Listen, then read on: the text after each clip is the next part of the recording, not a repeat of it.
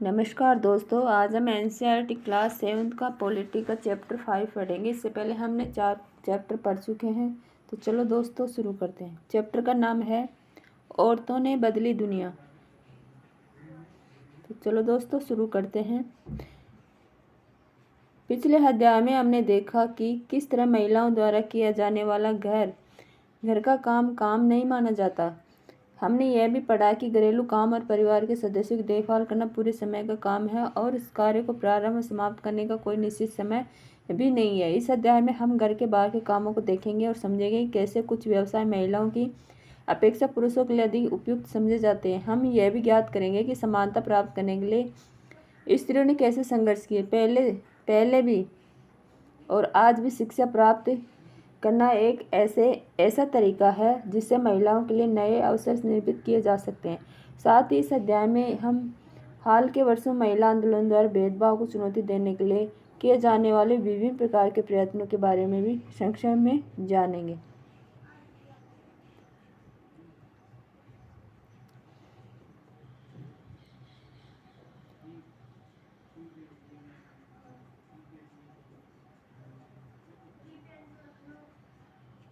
भारत में 83.6% कितनी 83.6% महिलाएं खेतों में काम करती हैं। उनके काम में पौधे रोपना, खरपतवार निकालना, फसल काटना, कुटाई करना शामिल है। फिर भी जब हम किसान के बारे में सोचते हैं तो हम एक पुरुष के बारे में ही सोचते हैं। ठीक है, मतलब किसान एक दिमाग में यह घुस गया कि किसान का वर्ड आते ही ऐसे सोचते हैं कि लेडीज काम नहीं करती बल्कि पुरुष ही करते हैं।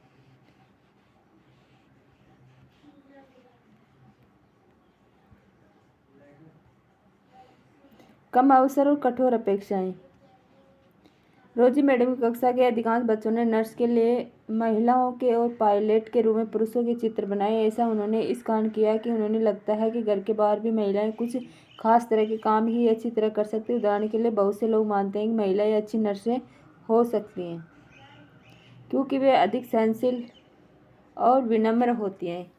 इसे परिवार में स्त्रियों की भूमिका के साथ मिलाकर देखा जाता है। इसी प्रकार से माना जाता है कि विज्ञान के लिए तकनीकी दिमाग की जरूरत होती है और लड़कियां और महिलाएं अब तकनीक कार्य करने में सक्षम नहीं होती हैं।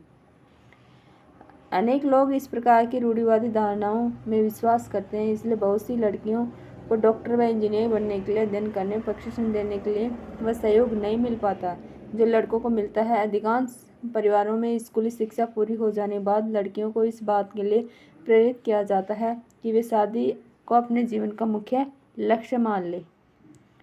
यह समझना आवश्यक है कि हम ऐसे समाज में रह रहे हैं जहाँ सभी बच्चों को अपने चारों ओर की दुनिया के दबावों का सामना करना पड़ता है।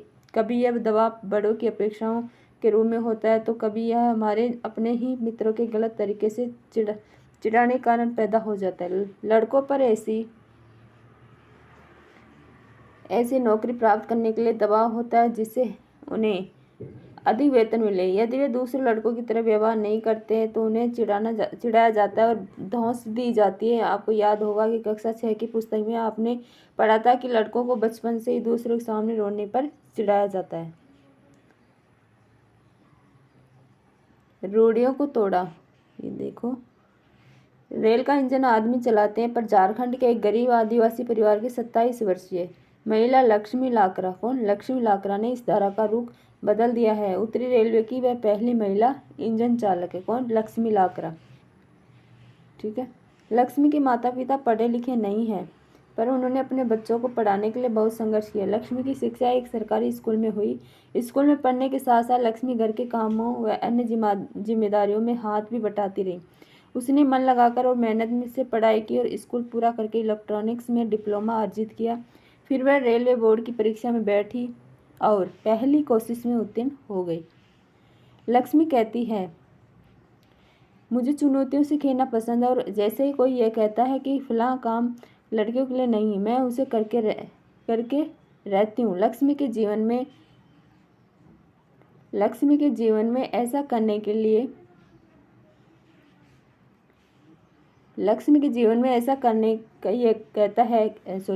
ऐसा करने के लिए अनेक अवसर आए। जब वह इलेक्ट्रॉनिक्स काम करना चाहती रही थी तब उसने पॉलिटेक्निक में मोटरसाइकिल चलाई और अब उसने तय किया कि वह इंजन ड्राइवर बनेगी।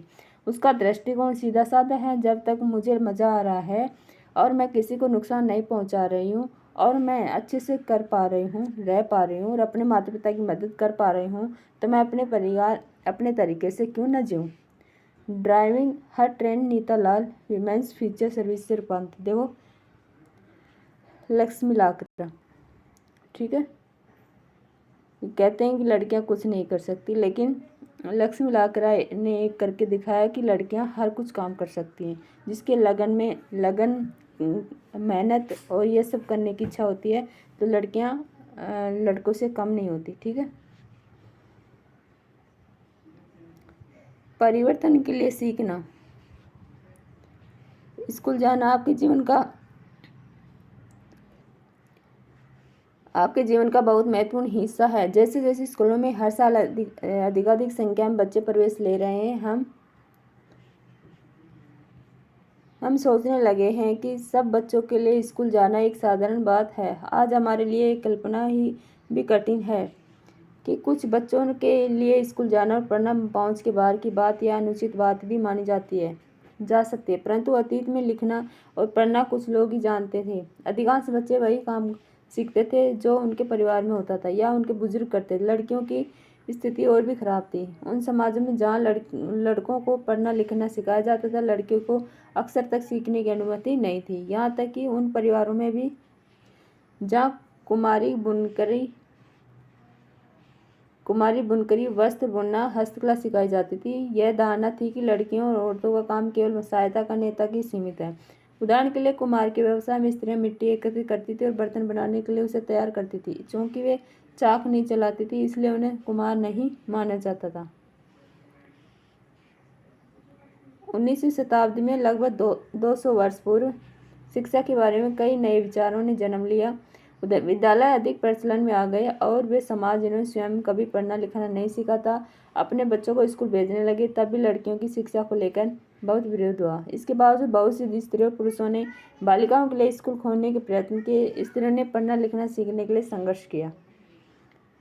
आइए हम राम सुंदरी देवी 1800 से 1890 का अनुभव पढ़ें, जो 200 वर्ष पूर्व पश्चिम बंगाल में पैदा हुई थी। 60 वर्ष की अवस्था में उन्होंने बंगला भाषा में अपनी आत्मकथा लिखी। किस भाषा में? बंगला भाषा में।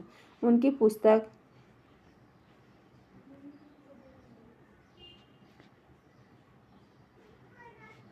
पुस्तक है आमार जीवन। क्या है? आमार जीवन। किसी भारतीय महिला द्वारा लिखित अपनी आत्मकथा है। राज सुंदरी देवी एक धनवान जमींदार परिवार की गृहिणी थी। उस समय लोगों का विश्वास था कि यदि लड़की लिखती पढ़ती है तो वह पति के लिए दुर्भाग्य लाती है और विधवा हो जाती है। इसके बावजूद उन्होंने अपनी शादी के बहुत समय बाद स्वयं ही छुप छुप कर लिखना पढ़ना सीखा। शिक्षा प्राप्त करके कुछ महिलाओं ने समाज में स्त्रियों की स्थिति के बारे में प्रश्न उठाए। उन्होंने असमानता के अपने अनुभवों का वर्णन करते हुए कहानियाँ, पत्र और आत्मकथाएं लिखी। अपने लेखों में उन्होंने स्त्री और पुरुष दोनों के लिए सोचने और जीने के नए नए तरीकों की कल्पना की।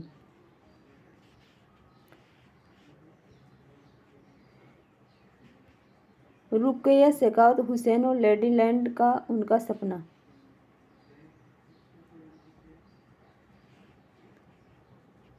रुकैया शेखावत हुसैन 1880 से 1932 से एक धनी परिवार में पैदा हुई जिसके पास बहुत ज़मीन थी। यद्यपि उन्हें उर्दू पढ़ना और लिखना आता था, परंतु उन्हें बंगला और अंग्रेजी सीखने से रोका गया। उस समय अंग्रेजी को ऐसी भाषा के रूप में देखा जाता था जो लड़कियों के सामने नए विचार रखती थी, जिन्हें लोग लड़कियों के लिए ठीक नहीं मानते थे। इसलिए अंग्रेजी अधिकतर लड़कों को ही पढ़ाई जाती थी। रुकैया ने अपने बड़े भाई और बहन के सहयोग से बंगला और अंग्रेजी पढ़ना और लिखना सीखा। आगे जाकर वे एक लेखिका बनी। 1905 में जब वे केवल 25 वर्ष की थी, अंग्रेजी भाषा कौशल का अभ्यास करने के लिए उन्होंने एक उल्लेखनीय कहानी लिखी जिसका शीर्षक था सुल्ताना। क्या था? सुल्ताना का स्वप्न। कहानी में सुल्ताना नामक एक स्त्री की कल्पना की गई थी जो लैंडीलैंड नाम की एक जगह पहुंचती है। लैंडीलैंड ऐसा स्थान था जहाँ पर स्त्रियों को पढ़ने, काम करने और आविष्कार करने की स्वतंत्रता थी। इस कहानी में महिलाएं बादलों में होने वाली वर्षा को रोकने के उपाय खोजती हैं और कार्य चलाती है। लैंड में पुरुषों की आक्रामक बंदूकें और युद्ध के अन्य अस्त्र शस्त्र स्त्रियों की बौद्धिक शक्ति से हरा दिए जाते हैं और पुरुष एक अलग थलग स्थान में भेज दिए जाते हैं। सुल्ताना लैंड से अपनी बहन सराहा के साथ यात्रा पर जाती है। तभी उनकी आँख खुल जाती है और उसे पता चलता है कि वह स्त्री तो केवल स्वप्न देख रही थी। जैसा कि आपने देखा, रुकैया सखावत हुसैन उस समय स्त्रियों के हवाई जहाज और कारें चलाने का स्वप्न देख रही थी, जब लड़कियों को स्कूल तक जाने की अनुमति नहीं थी। इस तरह से शिक्षा ने रुकैया का जीवन बदल दिया। रुकैया केवल स्वयं शिक्षित होकर संतुष्ट नहीं हुई, उनकी शिक्षा ने उन्हें स्वप्न देखने और लिखने की ही शक्ति नहीं दी, वरन उससे भी अधिक करने की शक्ति दी। 1910 में उन्होंने कोलकाता में लड़कियों के लिए एक स्कूल खोला, जो आज भी कार्य कर रहा है। ये है रुकैया हुसैन शेखावत। ठीक है, देखो रुकैया शेखावत हुसैन, कैसी कैसी महान महिलाएं हुई हैं अपने भारत देश में। ठीक है,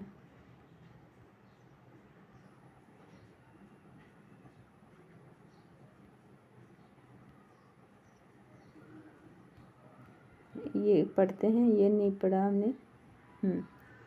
जेवियर अपना 10वीं बोर्ड का परीक्षाफल देखकर खुश था। यद्यपि विज्ञान और गणित में उसे बहुत अधिक अंक नहीं मिले थे, लेकिन अपने पसंदीदा विषय इतिहास और भाषाओं में उसने अच्छा किया था। जब उसके माता पिता ने परिणाम देखे तो वे खुश नहीं हुए। हे भगवान, जेवियर, गणित में तुम सिर्फ 65 प्रश्न लाए हो, भौतिक शास्त्र में भी तुम्हारे अंक बहुत कम है। मुझे पता है माँ, पर कोई बात नहीं, क्योंकि मैं गणित और विज्ञान पढ़ना भी नहीं चाहता हूँ, मैं इतिहास पढ़ना चाहता हूँ। तुम इतिहास क्यों पढ़ना चाहते हो? अपने भविष्य के बारे में सोचो, तुम्हें एक अच्छी नौकरी प्राप्त करनी है। इतिहास से आप क्या मदद मिलेगी? इससे कोई भविष्य नहीं है। पर मुझे गणित और विज्ञान अच्छा नहीं लगता। समझदार से काम लो बेटे, गणित ले लो और साथ साथ कंप्यूटर भी सीख लेना। कंप्यूटर सीखने से नौकरी आसानी से मिल जाती है।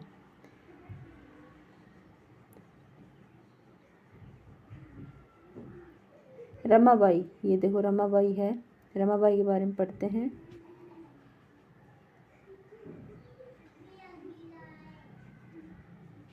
रमाबाई 1858 से 1922 अपनी बेटी के साथ महिला शिक्षा की। ये योद्धा स्वयं कभी स्कूल नहीं गई, पर अपने माता पिता से उन्होंने पढ़ना लिखना सीख लिया। उन्हें पंडिता की उपाधि दी। क्या? किसकी? पंडिता की, क्योंकि वे संस्कृत पढ़ना लिखना जानती थी, जो उस समय की औरतों के लिए बहुत बड़ी उपलब्धि थी।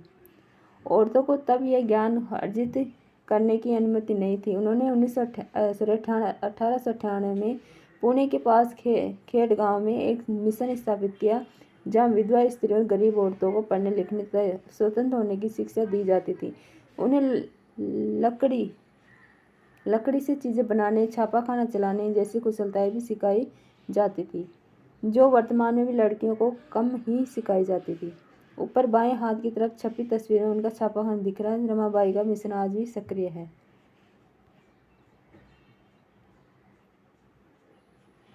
ये देखो छापाखाना, और ये है रमाबाई।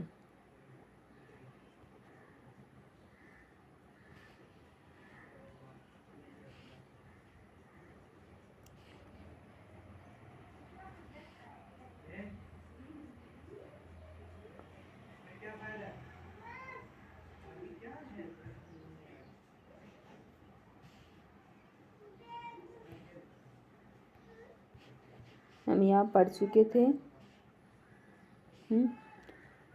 राज सुंदरी देवी, रुकैया शेखावत।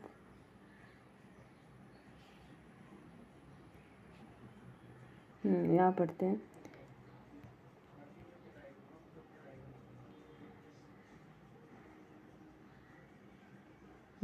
यहाँ से पढ़ना शुरू करते हैं। ठीक है। मैं अत्यंत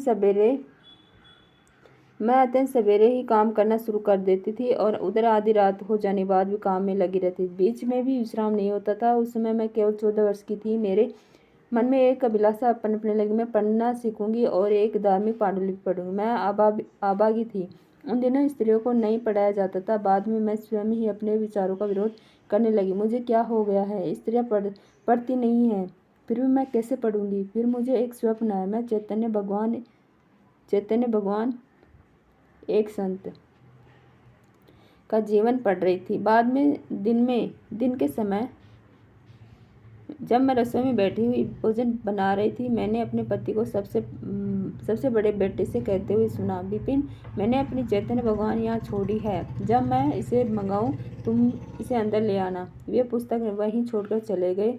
जब पुस्तक अंदर रख दी गई, मैंने चुपके से उसका एक पन्ना निकाल लिया और सावधानी से उसे छुपा दिया। उसे छुपाना भी एक बड़ा काम था, क्योंकि किसी को भी वह मेरे हाथ में नहीं दिखना चाहिए था। मेरा सबसे बड़ा बेटा उस समय ताड़ के पत्तों पर लिखकर अक्षर बनाने का अभ्यास कर रहा था। उसमें से भी मैंने एक छिपा दिया। जब मौका मिलता है, मैं जाती और उस पन्ने के अक्षरों का मिलान अपने याद किए अक्षरों से करती। मैंने उन शब्दों का भी मिलान करने की कोशिश की जो मैं दिन भर में सुनती रहती थी। अत्यधिक जतन और कोशिशों से एक लंबे समय के बाद मैं पढ़ना सीख सकी।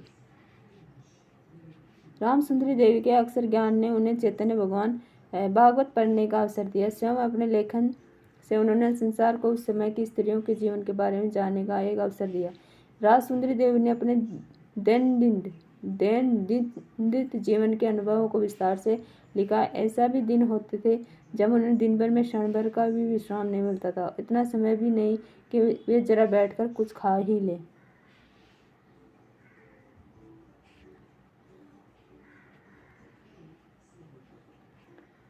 राजसुंदरी देवी रुकया हुसैन, जिन्हें पढ़ने लिखने की अनुमति नहीं मिली, की स्थिति के विपरीत वर्तमान समय भारत में बड़ी संख्या में लड़कियां स्कूल जा रही हैं। इसके बावजूद भी बहुत सी लड़कियां गरीबी, शिक्षण की सुविधाओं के अभाव में, भेदभाव के कारण स्कूल जाना छोड़ देती हैं। सभी समाजों वर्गों की पृष्ठभूमि वाले बच्चों को शिक्षण की समान सुविधाएं प्रदान करना, विशेषकर लड़कियों को, आज भी भारत में एक चुनौती है।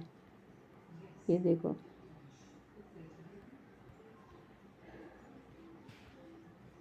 वर्तमान समय में शिक्षा और विद्यालय।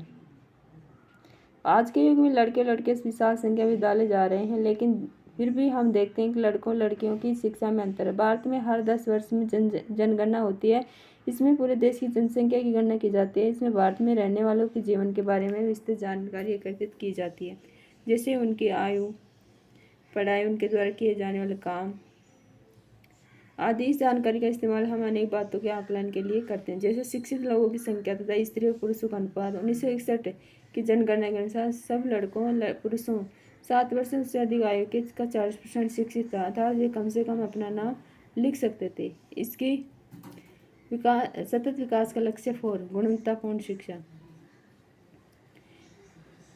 इसकी तुलना में लड़कियों और स्त्रियों का केवल 15% भाग शिक्षित था।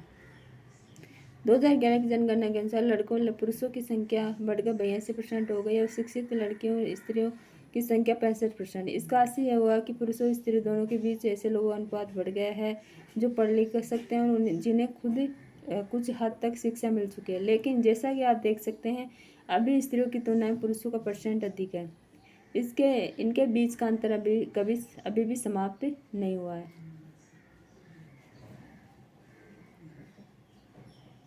नीचे दी गई तालिका में विभिन्न वर्गों के उन लड़कों लड़कियों का परसेंट दर्शाया गया है जो बीच में ही विद्यालय छोड़ देते हैं। अनुसूचित जाति एससी और अनुसूचित जनजाति एसटी के लड़कों लड़कियों इनमें शामिल है।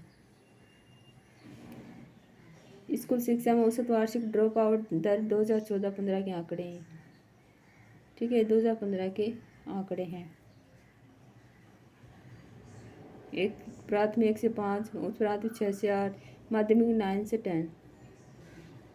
संभवतः आपने ऊपर दी गई तालिका में इस बात पर ध्यान दिया होगा कि सब लड़कियों की श्रेणी की तुलना में अनुसूचित जाति अनुसूचित जनजाति की लड़कियों की स्कूल छोड़ने की दर अधिक है। इसका अर्थ यह हुआ कि दलित व आदिवासी पृष्ठभूमि लड़कियों की स्कूल में रहने की संभावना कम रहती है। वर्ष 2011 की जनगणना से यह भी पता चलता है कि अनुसूचित जाति और अनुसूचित जनजाति लड़कियों की अपेक्षा मुस्लिम लड़कियों की प्राथमिक शिक्षा पूरी करने की संभावना और भी कम रहती है। मुस्लिम लड़कियां स्कूल में लगभग 3 वर्ष रह पाती हैं, जबकि अन्य समुदाय की लड़कियां स्कूल में 4 वर्ष का समय बिता पा रही हैं। दलित, आदिवासी और मुस्लिम वर्ग के बच्चों के स्कूल छोड़ देने के अनेक कारण हैं। देश के अनेक भागों में, विशेषकर ग्रामीण और गरीब क्षेत्रों में, नियमित रूप से पढ़ाने के लिए न उचित स्कूल है, न ही शिक्षक। यदि विद्यालय घर के पास न हो, लाने ले जाने की लिए किसी साधन जैसे बस या वैन की व्यवस्था न हो, तो अभिभावक लड़कियों को स्कूल नहीं भेजना चाहते। कुछ परिवार अत्यंत निर्धन होते हैं और अपने सब बच्चों को पढ़ाने का खर्चा नहीं उठा पाते। ऐसी स्थिति में लड़कों को प्राथमिकता मिल सकती है। बहुत से बच्चे इसलिए भी स्कूल छोड़ देते हैं क्योंकि उनके साथ उनके शिक्षक और सहपाठी भेदभाव करते हैं, जैसा कि ओम प्रकाश वाल्मीकि के साथ हुआ, हमने पिछले अध्याय में देखा था। ये कुछ आंकड़े दे रखे हैं लड़के लड़कियां, ठीक है। सभी लड़के 4.36%, अनुसूचित जनजाति के लड़के हैं 7.02%। 2014 में शुरू हुई बेटी बचाओ बेटी पढ़ाओ अभियान के बारे में पता करें। महिला आंदोलन। अब महिलाओं और लड़कियों को पढ़ने का और स्कूल जाने का अधिकार है। अन्य क्षेत्र भी जैसे कानूनी सुधार, हिंसा, स्वास्थ्य, जहाँ लड़कियों और महिलाओं की स्थिति बेहतर हुई है। ये परिवर्तन अपने आप नहीं आए, औरतों ने व्यक्तिगत स्तर पर आपस में मिलकर इन परिवर्तनों के लिए संघर्ष किए हैं। इन संघर्षों को महिला आंदोलन कहा जाता है। देश के विभिन्न भागों से कई औरतें और कई महिला संगठन इस आंदोलन के हिस्से हैं। कई पुरुष भी महिला आंदोलन का समर्थन करते हैं। इस आंदोलन में जुटे लोगों की मेहनत, निष्ठा और उनकी विशेषताएं इसे एक बहुत ही जीवंत आंदोलन बनाते हैं। इसमें चेतना जागृत करने, भेदभावों का मुकाबला करने और न्याय हासिल करने के लिए भिन्न भिन्न रणनीतियों का उपयोग किया गया है। इनकी कुछ झलकियां आप यहाँ देख सकते हैं।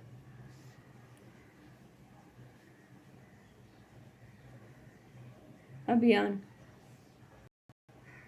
भेदभाव हिंसा के विरोध में अभियान चलाना महिला आंदोलन का एक महत्वपूर्ण हिस्सा है। अभियानों के फलस्वरूप नए कानून भी बने हैं। सन 2006 में एक कानून बना है जिससे घर के अंदर शारीरिक और मानसिक हिंसा को भोग रही औरतों को कानूनी सुरक्षा दी जा सके।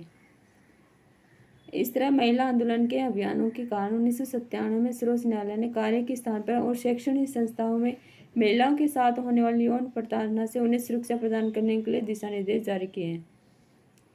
एक और उदाहरण देखें तो 1980 के दशक में देश भर के महिला संगठन ने दहेज हत्याओं के खिलाफ आवाज उठाई। नवविवाहित युवतियों को उनके पति और ससुराल के लोगों द्वारा दहेज के लालच में मौत के घाट उतार दिया जाता था। महिला संगठनों ने इस बात की कड़ी आलोचना करी कि कानून अपराधियों का कुछ नहीं कर पा रहा है। इस मुद्दे पर महिलाएं सड़कों पर निकल आई। उन्होंने अदालत के दरवाजे खटखटाए और आपस में अनुभव व जानकारियों का आदान प्रदान किया। अंततः यह समाज का एक बड़ा सार्वजनिक मुद्दा बन गया। अखबारों में छाने लगा है कि दहेज से संबंधित कानून को बदला गया ताकि दहेज मांगने वालों परिवारों को दंडित किया जा सके। सत्यारानी महिला आंदोलनों की एक सक्रिय सदस्य दहेज के लिए मार दी गई। अपनी बेटी के मामले में न्याय मांगने के लिए लड़े गए लंबे मुकदमे की कानूनी फाइलों से घिरी हुई सर्वोच्च न्यायालय की सीढ़ियों पर बैठी है। ये देखो, जागरूकता बढ़ाना। औरतों के अधिकारों के संबंध में समाज में जागरूकता बढ़ाना भी महिला आंदोलन का एक प्रमुख कार्य है। गीतों, नुक्कड़ नाटकों, जनसभाओं के माध्यम से वह अपने संदेश लोगों के बीच पहुंचाता है। विरोध करना जब महिलाओं के हितों का उल्लंघन होता है, जैसे किसी कानून अथवा नीति द्वारा, तो महिला आंदोलन ऐसे उल्लंघनों के खिलाफ आवाज उठाता है। लोगों का ध्यान खींचने के लिए रैलियां, प्रदर्शन आदि बहुत असरकारक तरीके हैं। ये देखो, बंधुत्व व्यक्त करना। न्याय के अन्य मुद्दों व औरतों के साथ बंधुत्व व्यक्त करना भी महिला आंदोलन का हिस्सा है। 8 मार्च अंतर्राष्ट्रीय महिला दिवस को दुनिया भर की औरतें अपने संघर्षों को ताज़ा करने और जश्न मनाने के लिए इकट्ठी होती हैं।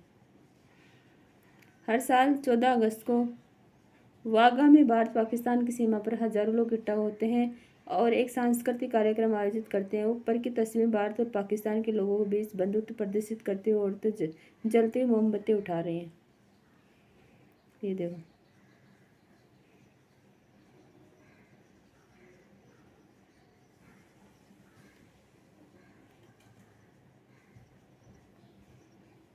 तो चलो दोस्तों, अपना चैप्टर कंप्लीट हुआ। इसके क्वेश्चन आंसर देखते हैं। पहले ही देख लें शब्द संकलन। रूढ़िवाद धारणा। जब हम विश्वास करने लगते हैं कि किसी विशेष धार्मिक, आर्थिक, क्षेत्रीय समूह के लोगों की कुछ निश्चित विशेषताएं होती जा रही हैं या वे केवल खास प्रकार के कार्य ही कर सकते हैं, तब रूढ़िवादी धारणाओं को जन्म होता है। जैसे इस पाठ में हमने देखा कि लड़कों लड़कियों को अलग अलग विषय लेने के लिए कहा गया है, कारण है उनकी रुचि। जैसे इस पाठ में हमने देखा कि लड़कों लड़कियों को अलग अलग विषय लेने के लिए कहा गया है, कारण उनकी रुचि न होकर उनका लड़का लड़की होना या था। रूढ़िवादी धारणाएं हमें लोगों को उनकी व्यक्ति विशेषताओं के साथ देखने से रोकती है। भेदभाव। भेदभाव तब होता है जब हम लोगों के साथ समानता व आदर का व्यवहार नहीं करते हैं। यह तब होता है जब व्यक्ति या संस्थाएं पूर्वाग्रह से ग्रसित होती है। भेदभाव तब होता है जब हम किसी के साथ अलग व्यवहार करते हैं या भेद करते हैं। उल्लंघन। जब कोई जबरदस्ती कानून तोड़ता है या खुले रूप से किसी का अपमान करता है, तब हम कह सकते हैं कि उसने उल्लंघन किया है। यौन प्रताड़ना। इसका आशय औरत की इच्छा के विरुद्ध उसके साथ यौन से जुड़ी शारीरिक या मौखिक हरकतें करने से है। तो चलो दोस्तों, इनके क्वेश्चन आंसर देख लेते हैं। अपना पहला क्वेश्चन है,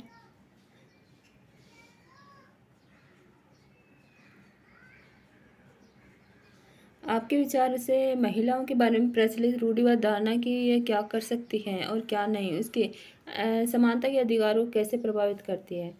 हमारे विचार महिलाओं के बारे में प्रचलित रूढ़िवाद धारणा उनके समानता के अधिकार को निम्न प्रकार से प्रभावित करती हैं। जैसे अधिकांश ग्रामीण क्षेत्रों में आज भी लड़कियां उतनी शिक्षा प्राप्त कर पाती हैं जितनी सुविधा उनके गाँव में उपलब्ध होती हैं। उन्हें प्राय आगे की शिक्षा प्राप्त करने दूसरे गाँव अथवा शहर नहीं भेजा जाता। अधिकांश ग्रामीण क्षेत्रों में आज भी घूंघट प्रथा, लड़कियों की कम उम्र में शादी करना, लड़कियों को चारदीवारी तक सीमित रखना आदि प्रथा प्रचलित है। अधिकांश परिवारों में लड़कियों की स्कूली शिक्षा पूरी हो जाने के बाद उनकी शादी कर दी जाती है।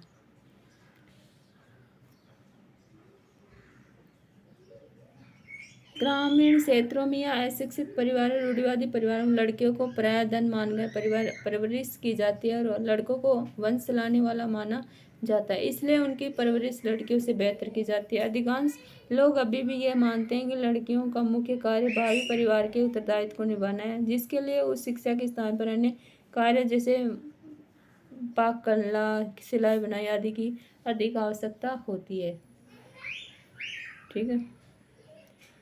दूसरा क्वेश्चन अपना, कोई एक कारण बताए जिसकी वजह से राज सुंदरी देवी, रमाबाई और रुकैया हुसैन के लिए अक्षर ज्ञान इतना महत्वपूर्ण था। राज सुंदरी देवी, रमा देवी और रुकैया हुसैन के लिए अक्षर ज्ञान इसलिए वो महत्वपूर्ण था क्योंकि तीनों पढ़ाई और अक्षर ज्ञान के लिए काफ़ी उत्सुक थी और ये तीनों धनी परिवार संबंधी थी, जिसके कारण उनके लिए यह सब संभव हो सका। अपना थर्ड क्वेश्चन है, निर्धन बालिकाएं पढ़ाई बीच में ही छोड़ देती हैं क्योंकि शिक्षा में उनकी रुचि नहीं है। प्रश्न 17 पर दिए गए अनुच्छेद को पढ़कर स्पष्ट कीजिए, यह कथन सही क्यों नहीं है। क्योंकि यह कथन सत्य नहीं है। निर्धन बालिकाएं पढ़ाई बीच में छोड़ देती हैं, इसका कारण उनकी रुचि न होना नहीं है बल्कि दूसरे अनेक कारण हैं। जैसे दलित, आदिवासी और मुस्लिम वर्ग की लड़कियों के स्कूल छोड़ देने के अनेक कारण हैं। देश के अनेक लोगों में विशेषकर ग्रामीण गरीब क्षेत्रों में नियमित रूप से पढ़ाने के लिए न उचित स्कूल है, न ही शिक्षक। यदि विद्यालय घर के पास नहीं हो और लाने ले जाने के लिए किसी साधन जैसे बस या वैन आदि व्यवस्था न हो तो अभिभावक लड़कियों को स्कूल नहीं भेजना पसंद करते हैं। ठीक है। कुछ परिवार अत्यंत निर्धन होते हैं और अपने सभी बच्चों को पढ़ाने का खर्चा नहीं उठा पाते हैं। ऐसी स्थिति में लड़कों को प्राथमिकता मिलती है और लड़कियों को नहीं पढ़ाया जाता है। बहुत से बच्चे इसलिए भी स्कूल छोड़ देते हैं क्योंकि उनके साथ उनके शिक्षक और सहपाठी भेदभाव करते हैं। ठीक है। फोर्थ क्वेश्चन है, क्या आप महिला आंदोलन द्वारा व्यवहार में लाए जाने वाले संघर्ष के 2 तरीके के बारे में बता सकते हैं। महिलाएं क्या कर सकती है और क्या नहीं। इस विषय पर आपको रूढ़ियों के विरुद्ध संघर्ष करना पड़े तो आप पढ़े हुए तरीकों में से कौन से तरीकों का उपयोग करेंगे। आप इसी विशेष तरीके का उपयोग क्यों करेंगे। क्योंकि संघर्ष के प्रमुख 2 तरीके हैं, औरतों के अधिकारों के संबंध में समाज में जागरूकता बढ़ाना और दूसरा भेदभाव और हिंसा विरोध करना। यदि हमें रूढ़ियों के विरुद्ध संघर्ष करना पड़े तो हम प्रयास करेंगे कि समाज में औरतों के अधिकारों के संबंध में जागरूकता फैलाया जाए। लोगों को यह बतलाया जाए कि महिलाएं भी समाज के अंग हैं और महिलाओं के विकास से ही परिवार और समाज का विकास हो सकता है। समाज को यह बतलाया जाए कि हमारे पूर्वज पढ़े लिखे नहीं थे, इसलिए उनके अंदर महिलाओं को लेकर संकीर्ण मानसिकता थी। अब हम संकीर्ण मानसिकता को छोड़कर महिलाओं से होने वाले भेदभाव को त्याग करें और एक आदर्श समाज का निर्माण करें। निर्माण करें। ठीक है, तो चलो दोस्तों, हमारा चैप्टर और क्वेश्चन आंसर कंप्लीट हुए। तो नेक्स्ट चैप्टर में जल्दी मिलते हैं। Thank you.